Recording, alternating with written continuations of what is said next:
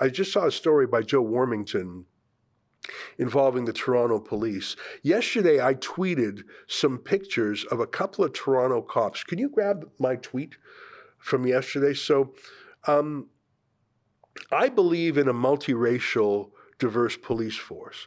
I believe that your police force should have basic standards of competence and physical fitness and intelligence and the right temperament, obviously. So I don't believe in lowering standards for everyone. But I think it's important that you have a police force that can interact with different parts of your community. If there's a large Chinese community, Indo-Canadian community, Jewish community, Muslim community, I think it makes a lot of sense to have someone that has sort of a connection. At the end of the day, they have to be loyal to the nonpartisan, ethnically neutral state.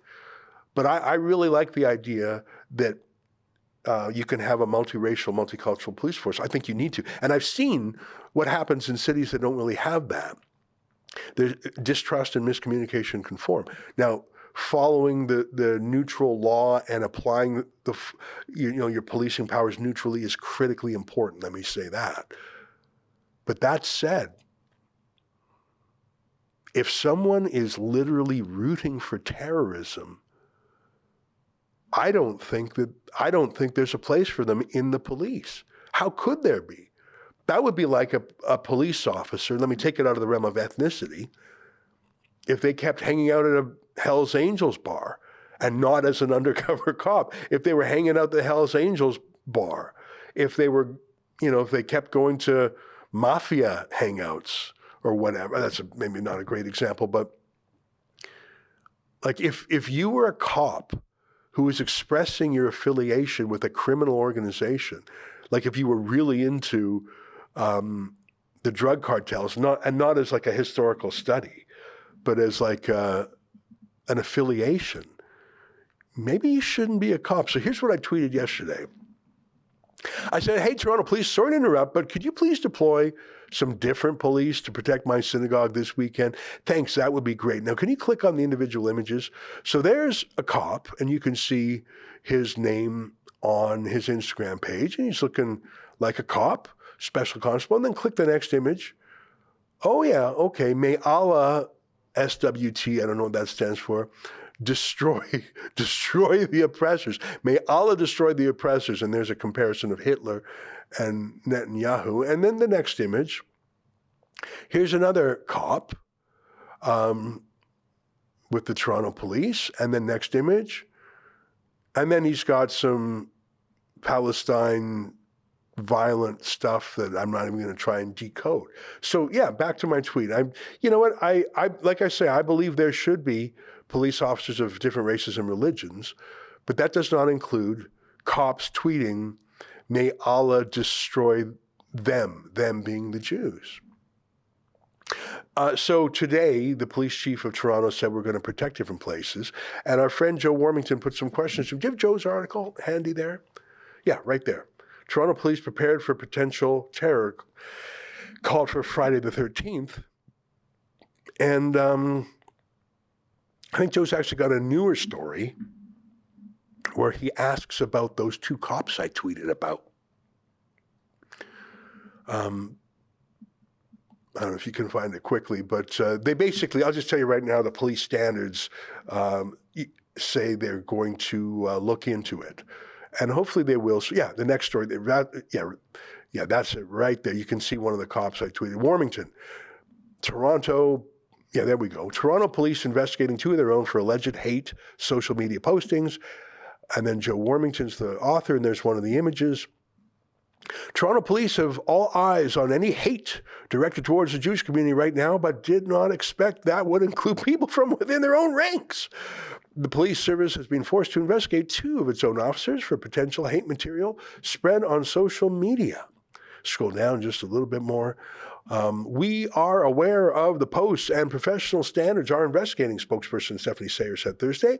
The alleged posts from two Toronto Police Service members are disturbing and another example of the vitriol stemming from the October 7th terror genocide. See, the Sun will call it a terror genocide. Good for them. that left more than 1,000 dead, many wounded, and more than 150 kidnapped. One is a Toronto Police Constable at 23 Division, and one is a Special Constable in the Community Safety Unit, who's employed by Toronto Community Housing. Toronto Police have the task and authority to investigate both. These two officers allegedly posted commentary, blah, blah, blah, across the line at any time, let alone following the murderous slaughter at the hands of Hamas. Good for Joe for calling it like it is. And I'm not saying that those Twitter posts should be a crime. I believe in freedom of speech, even for intolerant speech. Now, by the way, in Canada, there are terrorism laws that if you support certain terrorist entities under certain definitions of support, that's a crime in itself. But as I said before, although I love the idea of ethnic cops, I really do. Because it's like seeing different ethnicities in the armed forces. They're joined in common cause for a patriotic purpose. I find it actually heartwarming to see people of different races and religions in the Army. I really do. I don't know how you feel about it.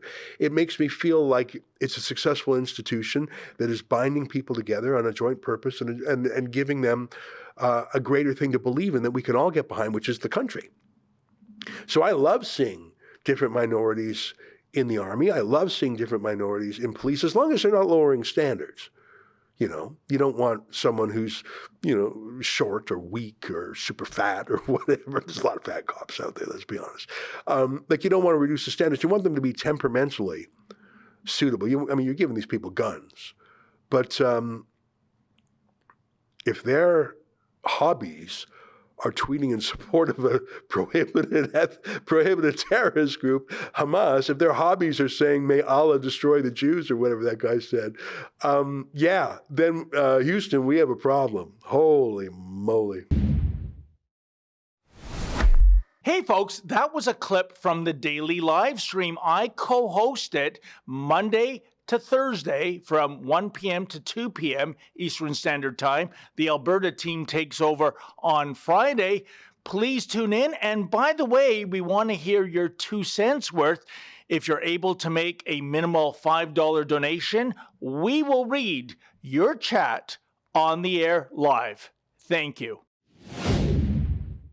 Justin Trudeau's new censorship law, Bill C-18, it's a shakedown and a desperate attempt to keep the mainstream media afloat. Many have already lost their ability to access our Facebook and Instagram pages. The blackout will soon affect every user in Canada. We've partnered with Private Internet Access, a VPN provider dedicated to safeguarding digital privacy. For just $2 a month, you can maintain your access to our content across all your devices at piavpn.com/rebelnews.